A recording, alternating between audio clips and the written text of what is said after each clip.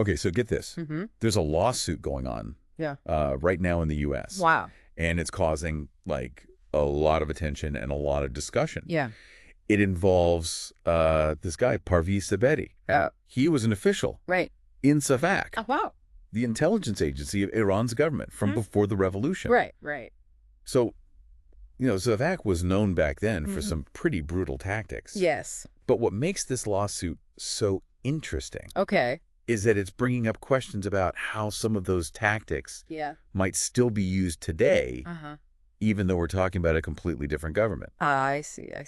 So that's kind of what we're going to dive into today with this lawsuit and some of the statements that are coming out from people who claim to have been victims of SAVAK. Right.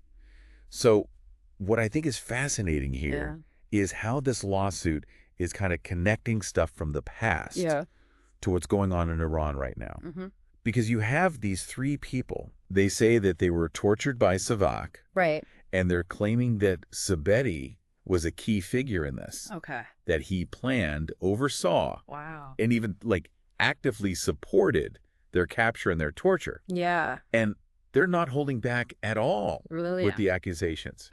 They're saying that ثابتی is like, quote, the architect of institutionalized torture in Iran, end quote. Oh, wow. So that's a pretty serious claim. Yes. Can you maybe like help us understand what that means? Sure. The weight of that statement? Okay. In terms of like what SAVAK did and how it operated? So, yeah, that is a very heavy accusation. Yeah. To understand it fully. I think we have to go back and look at how SAVAK worked. Essentially, they were like the eyes and the ears of the Shah's regime. Right. But a lot of their methods were really ruthless. Yeah. We're talking about like widespread surveillance, random arrests, and using torture systematically to just silence anyone who disagreed. Right. And what the lawsuit is saying is that ثابتی was a main driver behind all this. Wow. He basically made SAVAK into this machine of repression. Okay. So we're talking about some really dark stuff here. Yeah. But how does this lawsuit connect to the government in Iran today? I mean, didn't things change completely after the revolution? Well, that's the question that's got everyone talking about. Okay. The lawsuit claims that this guy, ثابتی, developed this whole system for getting public confessions out of people by torturing them. Wow. And here's the thing. They say the exact same practice is still being used by the current government. Oh, wow. So even though there was this revolution, this complete change in who was in charge, the argument is that some of those bad things from the old regime might have just carried over. Exactly. One of the articles that we're using for this deep dive, it's from this British newspaper called The Independent. And they use this phrase, two sides of the same coin. That's how they describe it. Okay. They're basically suggesting that, the new government didn't get rid of all of SAVAK. Right. They took parts of it and put it into their own security forces. I see. And so some of the practices just continued. Wow, that's a pretty bold statement. Yeah. But what evidence do they have for that? Okay. I mean, how do you prove that something like that continued across two different regimes? Well, the lawsuit itself is based on what people are saying. People who say they were tortured both under the Shah and now. And we also have statements from 173 people who were political prisoners back when the Shah was in power. Okay. They're supporting this lawsuit. Okay. And they're speaking out against anyone who tries to downplay what SAVAK did. Wow, 173 people. That's a lot. Yeah, it is. What are they saying in these statements? Their words are really powerful. Okay. They're giving us firsthand accounts of the torture they went through. Yeah. And they name specific people that they say were involved. Wow. And they want to see these people held accountable, even after all this time. This is starting to feel like we're uncovering this whole other layer of history here. It makes you think about what else might be out there. Absolutely. Waiting to be discovered. Yeah, yeah. There's this one thing. It's a claim made by a spokesperson for the Mujahideen Khalq. Okay. Or MEK. Right. And they say that this guy, ثابتی, had this role as a political mentor to the Shah's son. Oh, wow. For people who might not be familiar with the MEK, can you tell us a little about them? Sure. Like, who were they? The MEK, they're an Iranian political organization. Okay. And they want to overthrow the current government in Iran. They were actually allies with Ayatollah Khomeini during the revolution. Wow. But then they turned against him. Okay. And now, this claim that they're making about ثابتی mentoring the Shah's son, it just adds this whole other layer of complication. Right, to this already pretty messed up situation. Yeah. So we have a former SAVAK official, accusations of torture. Right. And now this possible connection to the Shah's son. Right. Through this political group that hates the current regime. Exactly. It just gets more and more interesting. Yeah, for sure. And to make it even crazier, both ثابتی and the Shah's son, they deny this whole connection. Really? But the fact that the MEK is saying it publicly, it adds a whole new dimension. Yeah. It makes you wonder about their motives. Right. And if there are any secret alliances going on. Absolutely. Okay, I am totally hooked. Yeah. We've just scratched the surface here. I know. And I already need to know more. So where do we go from here? Okay, so... What else do we need to unpack? Yeah. To really understand how serious all of this is? Right, well, think about it this way. Think about it like this. Okay. These accusations are saying that systems of repression, like, stick around. Even when the people in power change, it challenges this idea that there was a clean break from the Shah's time. Yeah. It makes us think about how things from the past might still be affecting things today. It's almost like we're talking about a ghost. Yeah. Like the ghost of SAVAK, still hanging over Iran all these years later. That's a really good way to put it. Yeah. It gets at why this case is so important. Okay. It's not just about holding one guy accountable. It's about understanding how abuse becomes part of a system. Right. And how that can influence later leaders. And for the people who went through that abuse, this lawsuit must feel like they're finally being heard. Exactly. And we have a quote here from a statement from one of the former prisoners. Okay. They say, quote, ثابتی trained torturers like Atapor, Azgandi, Nasseri, Nozari, and Vazifeka, who terrorized Tehran and other cities. Wow. He is a hangman on par with Falayan and Lajavardi among the most evil perpetrators of crimes against humanity.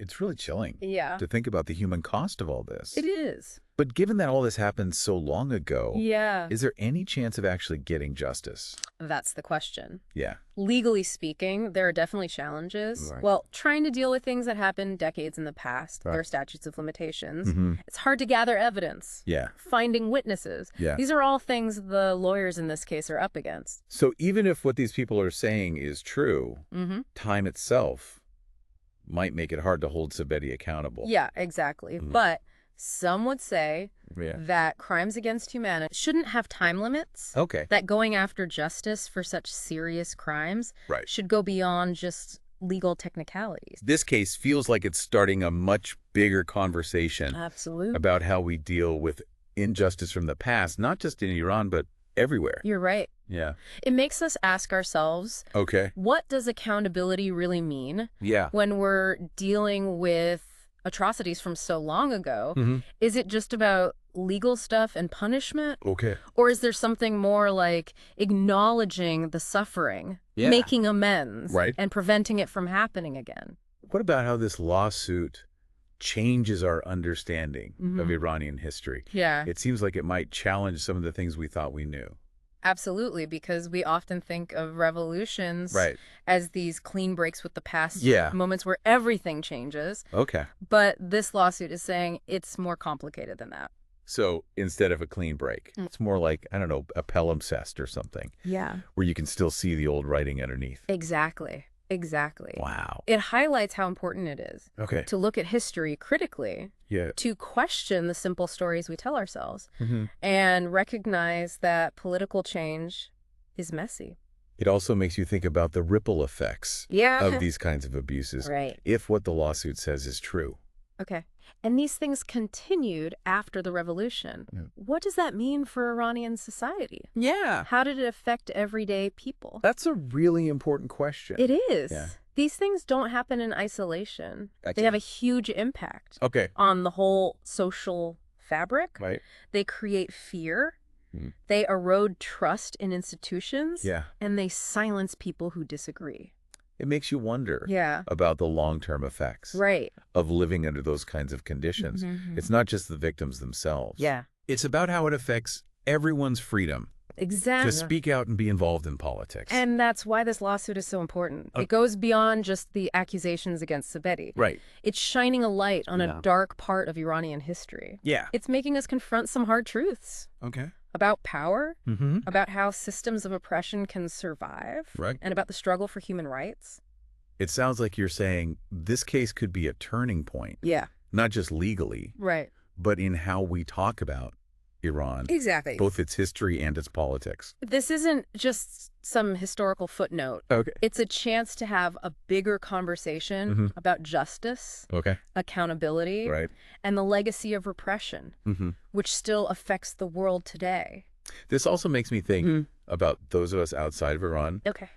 What role do we have Yeah. in addressing human rights abuses? That's a good question. No matter where they happen. What's our responsibility as individuals Yeah. and as a global community Right. to speak out against injustice? It reminds us that the fight for human rights is something we all have a part in. Okay. And we all need to make sure that those who do these awful things are held accountable. It also reminds us how brave those people are Absolutely. who speak out against oppression, Right. even when it's dangerous. The fact that these people are willing to come forward and tell their stories after all this time, Right. it shows how strong they are and how much they want justice. Their voices need to be heard. Yes, they do. Yeah.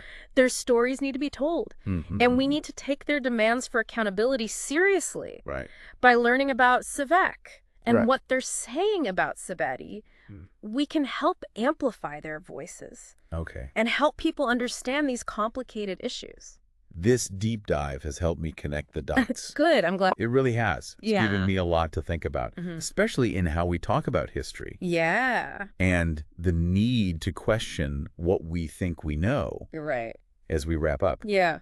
What's one thing you want our listeners to take away from this? I would say this. Yeah. Don't just accept what you hear about history. Okay. Always ask questions. Right. Dig deeper. Yeah. And look at things from different angles. Right. And when you come across stories of injustice, like this lawsuit against ثابتی, don't ignore them. Okay. Learn from them and let them shape how you see the world. Because the past is never really over. Okay. It affects who we are, Yeah. the choices we make, Right. and the future we create together. It makes you think, about accountability. Like, what would that even look like here? That's a tough question. Yeah. It really is. I mean, even if ثابتی is found guilty, how do you actually deal with all that pain and trauma that people have been carrying around for so long? Exactly. And how do you fix what's been broken in Iranian society as a whole? Right. Like the erosion of trust and the fact that dissent was silenced for so long. It's like trying to put a shattered mirror back together. You can kind of do it, but the cracks are still there. I see what you mean. And in this case, those cracks represent the lasting damage from SAVAK and the fact that some of those tactics might still be going on. So if a legal win doesn't really solve everything, what are some other ways to try and achieve accountability? Well, some people think truth and reconciliation commissions could be a good option. Like the ones they had in South Africa after apartheid. Exactly. So it's not about punishment, but about everyone understanding what happened and finding a way to move forward together. Exactly. And it involves recognizing that these abuses were systemic. Okay. It's not just about a few bad people. It's about the institutions that allowed this to happen. This whole conversation has really changed how I see the Iranian Revolution. Really? For a long time, I just thought it was about overthrowing the Shah, and that was that. But now I realize it's way more complicated. It's more than just a clean break, right? Exactly. You have to consider how the past still affects the present, even in ways you might not expect. It's like one of those optical illusions where you can see two different images depending on how you look at it. I like that. The Iranian Revolution was a huge change, but maybe also a continuation of some things. And that's what makes history so fascinating. Yeah. It's not just about dates and names. Okay. It's about wrestling with these complex stories, trying to understand the world in a deeper, more nuanced way. This deep dive has really given me a lot to think about. Me too. What about our listeners? Yeah. What's one thing you would want them to take away from this? I think the most important thing is don't just accept what you hear about history at face value. Okay. Keep asking questions. Dig